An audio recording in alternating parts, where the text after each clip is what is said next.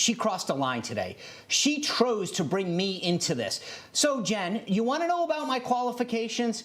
Joining the military and wearing the uniform of this amazing country remains one of my greatest decisions in life. For 22 years, I've had the honor of serving alongside some of the most talented, patriotic, and brave individuals this country has to offer.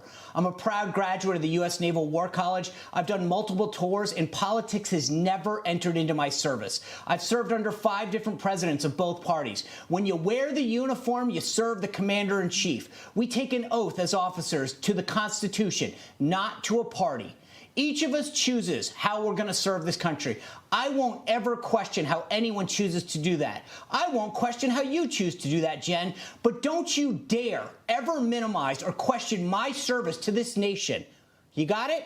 These bodies have been free from politics and worked in a bipartisan way until today. This administration made them political. Not one Obama appointee on these boards was removed when Trump came in. Not a single one. This move has taken partisanship to a new level.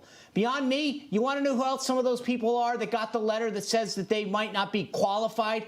Former Army Vice Chief General Jack Keane, former Pentagon Senior Advisor Douglas McGregor, U.S. Army North Commander Lieutenant General Guy Swan III, West Point graduate David Urban, and then, there's Lieutenant General H.R. McMaster, who, fun fact, was fired from the board of West Point at 6 p.m. today and will, on this Saturday, September 11th, receive the highest honor West Point instills on its graduates. A little ironic, huh?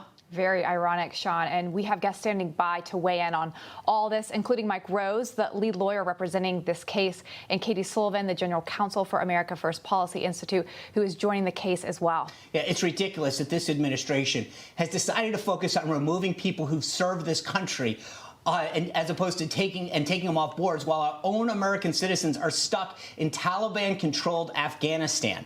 Meanwhile, the Secretary of State is now admitting that the Taliban is not allowing chartered flights to leave. Just 2 days ago, we reported dozens of Americans and hundreds of our allies were stuck at the airport for days waiting to get approval to leave. And new today, we're getting a better picture of the people leading the Taliban.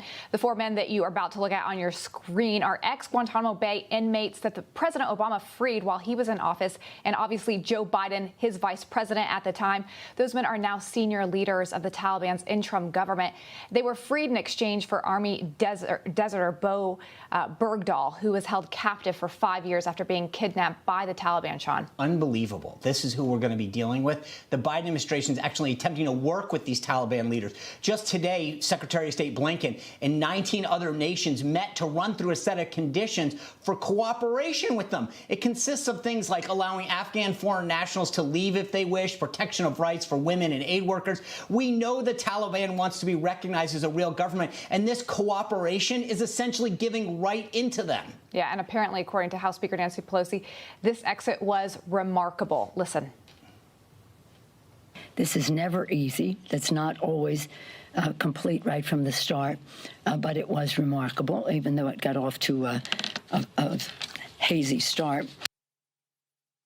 Remarkable? I can think of about 100 words to describe this botched exit. Not one of them is remarkable. Never. I can't believe this, Lyndsay. It's almost like a car crash. You can't look away from it. And apparently, White House staffers, they seem to think the same thing. Yeah. There's a report that came out in Politico this morning that says that staffers don't think the president is the best messenger, to say the least. The article says that when Biden gives public remarks, some White House staffers will either mute him or turn off his remarks, according to White House officials. It's not that they're indifferent to what their boss has to say. Indeed, their livelihoods are directly invested in it. Rather, they're filled with anxiety that he's going to take questions from the press and veer off of the West Wing's carefully orchestrated messaging. It's unbelievable to hear this, Sean. His staff doesn't trust him. It makes you understand now why he has made comments multiple times like this one. I'm sorry, this last question I'll take, and I'm really going to be in trouble. You know now that he probably does get in trouble for times he answers questions. Almost feel bad for him there. Turning back to our top story, though, tonight, the Biden administration is pushing this removal of all Trump appointees, including Sean, from the military boards. The move is being blasted as a dangerous politicization of these groups.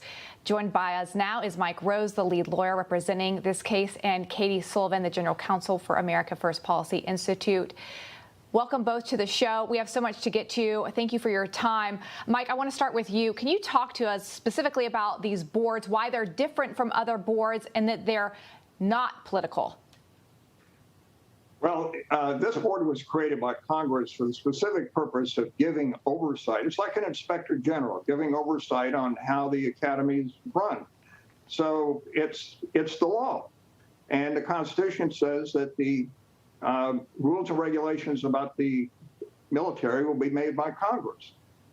Now, in the name of being political, or claiming they're not being political, to avoid being political, they are in fact being political. Now, it's worse than than you think, because these boards were shut down or suspended last February. Mm-hmm. And my co-counsel, Jeff McFadden, and I, he's a Naval Academy graduate, I'm an Air Force Academy graduate, we filed a lawsuit in July challenging the suspension.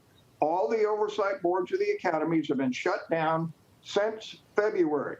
Now they've gone an extra step, and they're going to throw off basically half the board, the Trump appointees. Now, there's supposed to be political balance on these boards of visitors. That's the way Congress set it up, not Democrat, not Republican, all kinds of points of view. By law, they're making reports in writing to the House and Senate Armed Services Committee, to the president. And those committees, the Congress, the president, they all been deprived of these reports. They've been deprived of the recommendations. And in the meantime, the academies now have more problems than they've ever had. They have COVID problems. Who's going to get vaccinations when they don't want them problems? Honor violation problems, critical race theory problems, purging people who are extremists, supposedly, defining that as being the people on the right. That is white supremacists, supposedly, but not Antifa, not Black Lives Matter, not the people causing the riots. None of this is not a time to be kicking people off. Right. Yeah. Katie, I want to get your take on this because, as Sean mentioned at the top, this is unprecedented. We haven't seen this before, the Biden administration injecting politics into this. So what kind of precedent does this set moving forward? Thank you, Lyndsay. And Sean, I want to start by thanking you so much for your service. I've known you a long time, and I know that this is one of the things that is deepest and clearest in your heart. So thank you for that. For you to be called unqualified is one of the most offensive things I've heard from this administration, which is saying a lot. So I thank you. Lyndsay, to answer your question, I've talked to so many people from the Trump administration, particularly from presidential personnel, why the decisions were made, whether they're legal, whether they're not. I've talked to so many people, and the number one thing that they're saying is what a dangerous and awful precedent this is. So there is an instability, obviously, with our foreign relations. You guys outlaid that perfectly in the beginning of the show.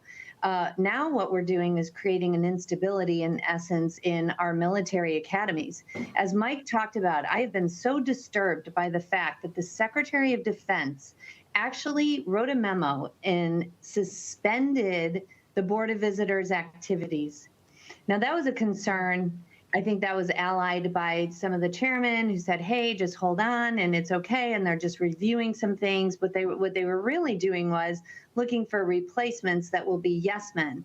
And in the meantime, we have a cheating scandal, I believe, at the Air Force Academy. We have critical race theory that has become central to the curriculum for these people in the academy. Really horrible things with no oversight, no advisory boards. It is a true issue and a terrible precedent. Yes. Terrible precedent. All right, I don't have almost any time left, Mike, but I do want to ask you this, 30 seconds. These lawsuits take time. By the time it's settled, most of these people's terms limits will have expired. So what's the goal here? Only 30 seconds. Well, the goal is to at least get a court precedent and saying that this was illegal. But secondly, to get an injunction prohibiting the Department of Defense, the executive branch, from doing it again. Now, we have certain tools we can fight with, and one is going to court to get a declaration of illegality and an injunction to prohibit it again. But the damage has been done. Since February, there's been zero oversight. And there's a disconnect between what the people at the top are claiming publicly is happening and what the people that are at the academy say is happening. It's just like Afghanistan. Disconnect between the press conferences you get saying how everything's fine and what you get from the people at the ground in Afghanistan. So look, the military can only function effectively if it's not political, if it's cohesive, and it's not divided. And these policies are undermining the effectiveness of our military. There are thousands of military veterans who believe this and are speaking up and pushing back. Right. Yeah. Mike, well said. Thank you for your time. Mike and Katie, appreciate it. And Sean, I'd love to echo what Katie said. Thank you for your service from all of us. I can only imagine what you thought when you saw that letter earlier today. We'll have to check back in with you to see where this lawsuit goes and hope to have an update soon. You just watched Newsmax TV, America's fastest growing cable news channel, now in more than 70 million homes. You can get Newsmax TV on your cable system or check your cable guide. And if your system doesn't carry Newsmax, call them, tell them you want Newsmax TV, because we're real news for real people.